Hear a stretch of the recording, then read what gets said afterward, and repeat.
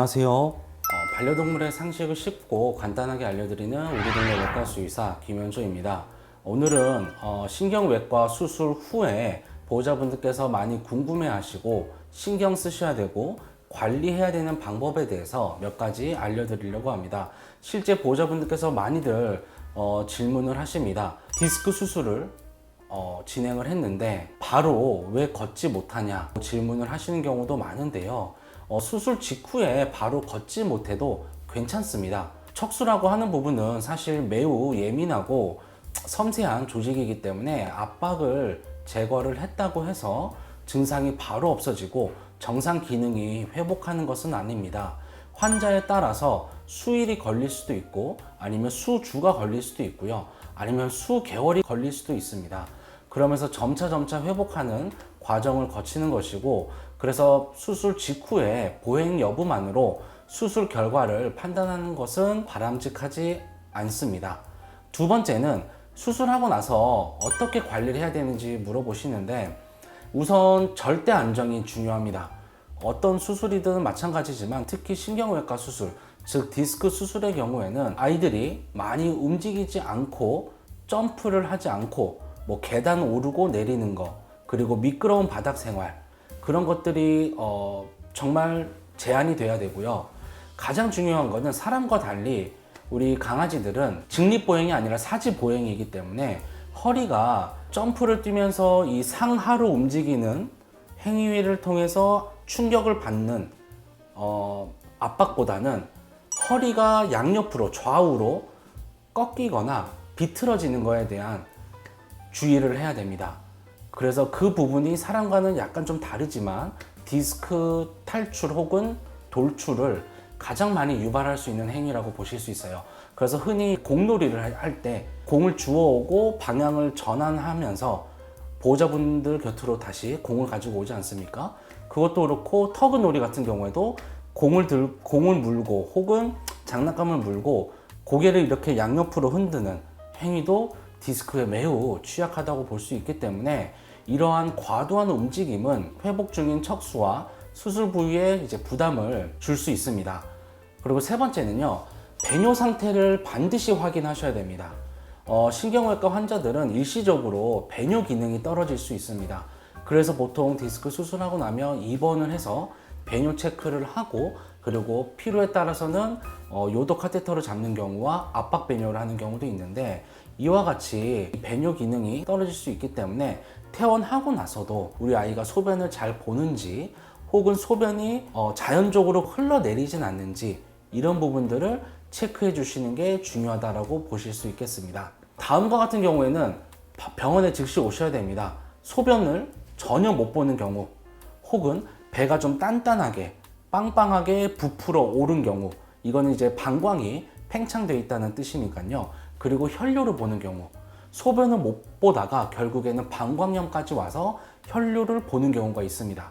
그리고 지속적인 요실금, 즉 수술하고 났는데도 소변이 찔끔찔끔 샌다든지 아니면 소변을 시원하게 못 본다든지 이런 부분들이 있다라고 하면은 바로 반드시 병원으로 내원을 해주셔야 됩니다. 그래서 배뇨 관리가 신경외과 수술 직후에 가장 중요하게 체크해야 되는 부분이라고 보시면 되겠습니다. 그리고 네 번째는요, 신경 수술은 특히나 재활 치료가 매우 중요합니다. 수술은 물론 잘해야 되는 것은 기본이고요. 그 뒤에 이 수술의 예후와 그리고 기능 회복을 도와줄 수 있는 부분은 재활 치료입니다. 그래서 요즘 세대에는 선택이 아니라 필수라고 보셔야 됩니다. 재활 치료를 통해서 근육이 위축되어 있는 것을 보완시켜주고 강화를 시켜줄 수 있고요. 그리고 관절이 딱딱해지고 강직되어 있는 것을 풀어줄 수 있는 역할을 하며, 그리고 균형 감각이나 그리고 뒷다리 혹은 앞다리의 감각을 재활 치료를 통해서 조금 더 빨리 회복할 수 있도록 일상생활에 돌아갈 수 있도록 도와주는 것이 재활 치료라고 보시면 되겠습니다. 그래서 상태에 따라서 관절 가동 운동, 보행 훈련, 수중 재활 치료, 아니면 전기침 치료, 체외 충격파, 레이저 이온 치료 등등 우리 아이한테 적합한 재활 치료가 있을 겁니다. 그래서 NMES, 즉 신경근 전기 자극 물리 치료도 많은 도움을 주기 때문에 재활치료는 요즘은 선택이 아니라 필수 치료라고 보시면 좋을 것 같습니다. 그리고 디스크 수술하고 나서 어떤 환자들은 일주일 만에 걷기도 하고 어떤 친구들은 수개월이 걸려서 걷기도 하고 아이들마다 회복하는 시기가 많이 다른데요. 그 이유는 나이에 따라서 다를 수도 있고요. 아니면 체중에 따라 다를 수도 있고요. 그리고 디스크의 손상 정도, 즉 척수가 얼만큼 압박이 되어 있었냐에 따라서 예후는 달라질 수 있습니다. 그리고 마지막으로 수술하기 전에 우리 아이가 얼만큼 이 뒷다리 혹은 앞다리의 강직이나 마비 증상이 얼만큼 기간이 됐는지에 따라서도 수술하고 나서의 예후는 좀 달라질 수 있습니다. 이 회복 속도를 최대한 기능을 올리고 빨리 회복할 수 있게끔 하는 것이 재활치료라고 보시면 될 것 같습니다. 여섯 번째로, 이런 증상은 반드시 보호자분께서 확인이 되시면 병원으로 바로 연락을 주셔서 내원을 해 주셔야 되는데요. 첫 번째는 우선 갑자기 다시 못 걷는 경우입니다. 디스크 수술을 하고 났는데 뒷다리에 힘도 많이 있었다가 어느 날 갑자기 뒷다리에 힘이 또 다시 없어지고 걷지 못하는 경우에는 추가적으로 디스크가 다시 새로운 병변에 생겼었을 수도 있고요. 아니면 디스크가 재발될 경우는 거의 가능성이 적지만 재발 확률도 있기 때문에 반드시 병원으로 오셔야 됩니다. 두 번째는 우리 아이가 낑낑거리고 안절부절 못하고 잠을 잘 못 자고 즉 통증이 심해지는 경우입니다. 그래서 몸을 떤다든지 이런 행위들이 보이시면 바로 병원으로 오셔야 되고요.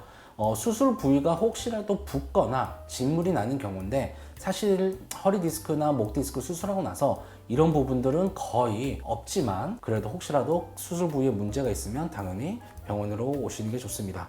식욕 그리고 활력이 만약에 떨어지는 경우에도 이 부분들은 반드시 체크를 해야 되는데요. 그 이유는 디스크가 다시 통증을 유발하고 불편함을 유발을 할 경우에는 식욕도 떨어지고 활동량도 감소하기 때문에 반드시 체크를 해서 문제가 있으면 병원으로 오셔야 됩니다. 마지막으로는 우리 아이가 소화기 증상을 나타냈을 때예요. 소화기 증상은 디스크 수술하고 나서 아무래도 장 운동성이 많이 떨어질 수도 있고요. 그리고 진통소염제와 신경통증 완화제와 같은 약을 복용하게 되면 흔한 부작용으로 소화기 장애를 유발할 수 있습니다. 우리 아이가 지속적으로 구토를 하거나 아니면 설사를 하게 되면 반드시 주치의와 상담을 하고 내과적인 치료를 진행을 하셔야 됩니다. 그래서 허리 디스크 수술은 척수 압박을 하고 있는 디스크 물질을 제거하는 과정이고 이후의 회복은요, 보호자와 의료진이 함께 만들어 나가는 과정입니다. 그래서 수술 후에 안정과 재활 치료가 병행될 때는 훨씬 더 빠른 기능 회복을 기대할 수 있을 것입니다.